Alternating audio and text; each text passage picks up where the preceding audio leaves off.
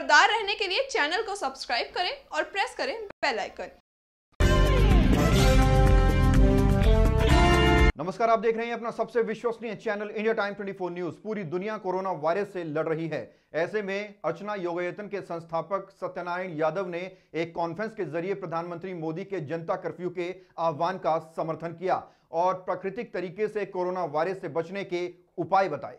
सत्यनारायण यादव ने कॉन्फ्रेंस के जरिए प्रधानमंत्री नरेंद्र मोदी की योजनाओं का समर्थन किया व योग से कोरोना वायरस से बचने के उपाय बताए। इस दौरान इन्होंने वायु शुद्धि के लिए एक हवन का आयोजन भी किया, जिसमें ऐसी सामग्रियों का इस्तेमाल किया गया जिससे कोरोना वायरस से बचा जा सकता है। नमस्कार, मैं योग गुरु सत्यनारायण यादव, संस्थापक अर्चना योगायतन एवं महासचिव international federation of yoga professionals, आप लोगों के सेवा में अर्चना योगायतन के माध्यम से, इंटरनेशनल फेडरेशन के माध्यम से हम पूरे देश में ही नहीं पूरे विश्व में योग एवं प्राकृतिक चिकित्सा का प्रचार प्रसार के लिए कार्य करते हैं। सत्यनारायण जी, ये जो प्रधानमंत्री नरेंद्र मोदी ने जो ऐलान किया है जनता कर्फ्यू का, कोरोना वायरस की गंभीरता को देखते हुए, तो आप इसको कैसे समर्थन करते हैं? हमारी संस्था ही नहीं, योग के सभी प्रोफेशनल्स और सभी समाज के लोगों से मैं अनुरोध करता हूँ कि माननीय प्रधानमंत्री जी के इस आह्वान को सब लोग बढ़ चढ़ के समर्थन करें, क्योंकि यह एक महामारी दुख की घड़ी है और भारत की तरफ पूरा विश्व का ध्यान अनादिकाल से रहा है और भारत की भूमिका विश्व को मार्गदर्शन में एक अनूठी रही है। तो आज भी इस महाघड़ी में, इस अकाल के इस दुख की घड़ी में हम चाहते हैं कि सभी भारतीय हमारे माननीय प्रधानमंत्री जी के इस आह्वान को पूरा सहयोग दें और सफल बनाएं, ताकि इस कोरोना जैसे महामारी को हम लोग हंसते हंसते पूरे सहजता के साथ समाप्त करें, सामना करें और उसको विफल कर दें।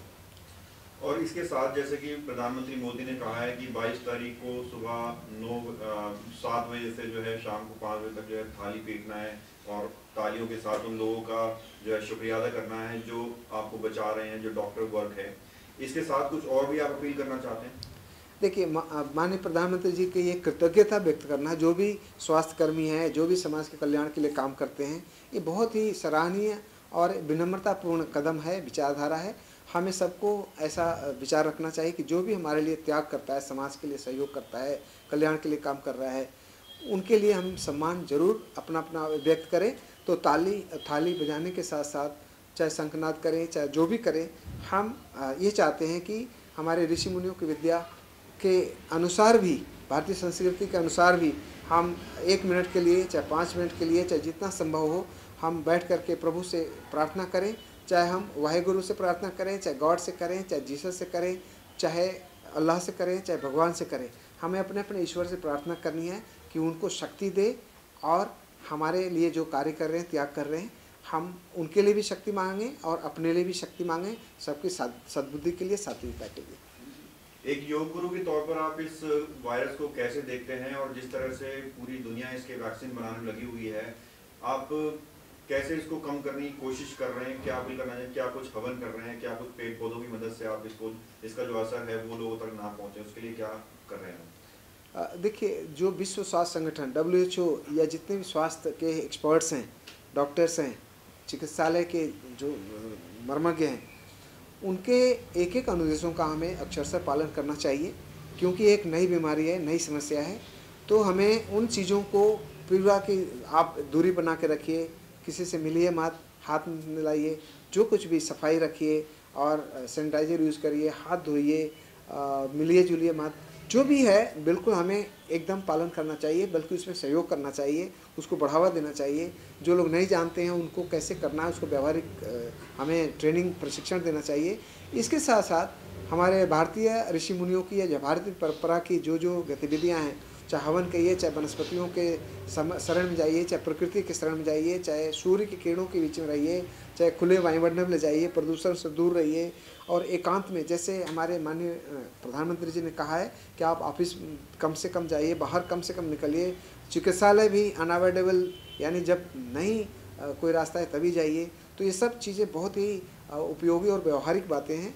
हम चाहते हैं कि अगर ऋषि मुनि की बताई हुई चीज़ें स्वच्छता, सात्विक भोजन, सुपाच्य भोजन और सफाई, नित्य कर्म अपने दिनचर्या को भारतीय संस्कृति के अनुसार करें तो उसमें कोई क्षति नहीं है, बल्कि सहयोग मिलेगा। उससे हमारी जीवनी शक्ति, रोगों से लड़ने की शक्ति, सात्विकता और संकल्प, दृढ़ संकल्प शक्ति, सकारात्मक सोच और समाज कल्याण के लिए भावना।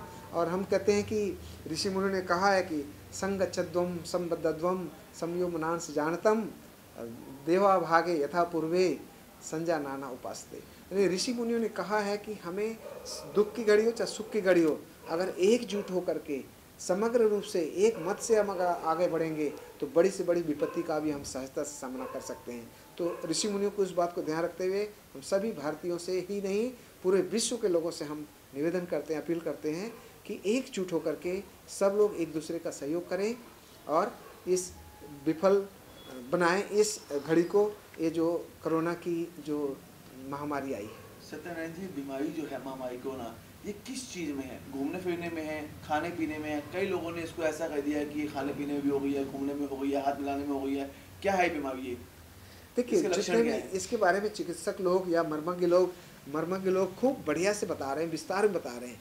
और जितने भी सोशल मीडिया है वो बता रही है, टेलीविज़न पर बता रहे हैं, इसमें लगभग सभी लोग जान चुके हैं। लेकिन इतना जब आप पूछ रहे हैं तो हम अपने तरीके से भी कि ये एक ऐसी महामारी है जो वायुमंडल में तो नहीं है, लेकिन एक व्यक्ति से दूसरे व्यक्ति को मिलने की संभावना पूरी है। दूसरा, सरफेस पर, धरातल पर कहीं भी कोने में जहाँ गंदगी है वहाँ छिपी रह सकती है, वहाँ उपलब्ध हो सकती है। तो इसका उपाय कहते हैं prevention is better than cure. हमें चिकित्सा अभी तक संभव नहीं है, तो हम प्रिवेंशन जब मालूम है तो क्यों न बचाव करें, अपने घरों को साफ रखें, लोगों से दूरी बना के रखें, भीड़ भाड़ से बचें। और जब कहते हैं कि 50 लोग या 20 लोग भी ना, हम तो कह रहे हैं कि 4 लोग में साथ भी ना मिलें। हम चाहते हैं कि हाथ कोई भी आए तो उसको बोलिए पहले हाथ धोइए, मुँह धोइए। हमारी भारतीय परंपरा भी है कि कहीं भी हम आते हैं कहीं से भी तो हाथ पैर मुँह धो के आचमन करके तब भोजन करते हैं, या घर में प्रवेश करते हैं, या कपड़ा बदल के तब कोई कार्य करते हैं। तो उस चीज़ को भी हम ध्यान में रखें, यानी स्वच्छता ही सुरक्षा है। और दूसरा कि हमें जितना भी हो सके वायुमंडल को प्रदूषित होने से बचाएं, परिवेश को स्वच्छ रखें, अपने आप को स्वच्छ रखें और दूसरों को स्वच्छ रहने में सहयोग करें। जो जिस तरह से ये तेजी से बढ़ रही है, भारत में भी आधा भारत जो है बंद हो चुका है, और जिस तरह से कल परसों में ये भी खबर आई कि लोगों ने बुनियादी चीज़ों का संग्रह करना भी शुरू कर दिया है, तो जो आप परिदृश्य जो है आज पूरी दुनिया में, भारत में, आपको लगता है कि ये एक दिन बड़ा विकराल रूप भी ले सकती है इस तरह से जो चल रहा है? इस बारे में हमारे प्रधानमंत्री जी ने बहुत उल्लेख अच्छी तरह से बताया कि कोई चीज़ की कमी नहीं है, न कोई बंद होने वाला है और न कोई विकराल रूप लेगा।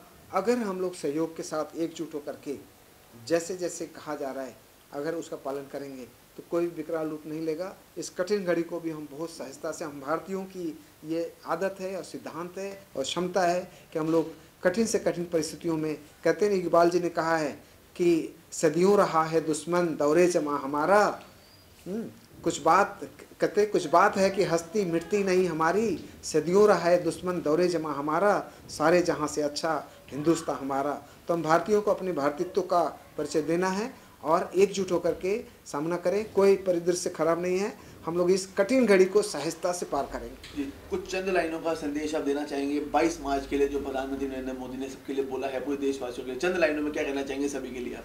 हम यही कहेंगे कि हम सब भारतीय एकजुट होकर के, और सभी लोग, मैं एक और निवेदन करूंगा कि जितने भी लोग कोई सामाजिक आयोजन कर रहे हैं या राजनीतिक आयोजन कर रहे हैं, अगर हिंदुस्तानी हैं और हिंदुस्तान से प्यार करते हैं तो हर हिंदुस्तानी से प्यार करने के लिए उन्हें इन आयोजनों को तत्काल बंद कर देना चाहिए और हमारे माननीय प्रधानमंत्री मोदी जी के आह्वान को सफल बनाने के लिए एकजुट होकर के परिचय देना चाहिए एकजुटता का। एक आखिरी सवाल रहेगा, जिस तरह से आप योग गुरु हैं और तमाम तरह की योगा आप पूरे देश में प्रचार प्रसार भी कर रहे हैं इसका, तो इस संक्रमण से बचने के लिए कोई ऐसा योगासन, कोई ऐसा तरीका आप सजेस्ट करना चाहेंगे? आसनों में सूर्य नमस्कार, प्राणायाम में श्वास की क्रिया, और जैसे ओम का जाप, ध्यान और सात्विक भोजन अगर नियमित रूप से करें, और वनस्पति औषधीय भोजन जैसे साग सब्जी, सात्विक भोजन, दूध और अंकुर, इस तरह का अगर हम सेवन करते हैं तो हम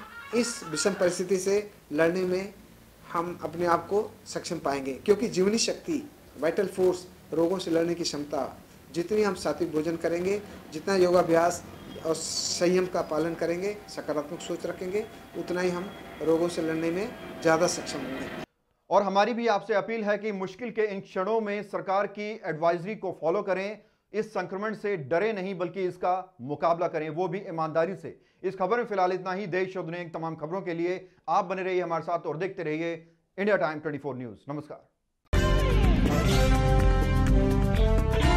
खबरों से खबरदार रहने के लिए चैनल को सब्सक्राइब करें और प्रेस करें बेल आइकन।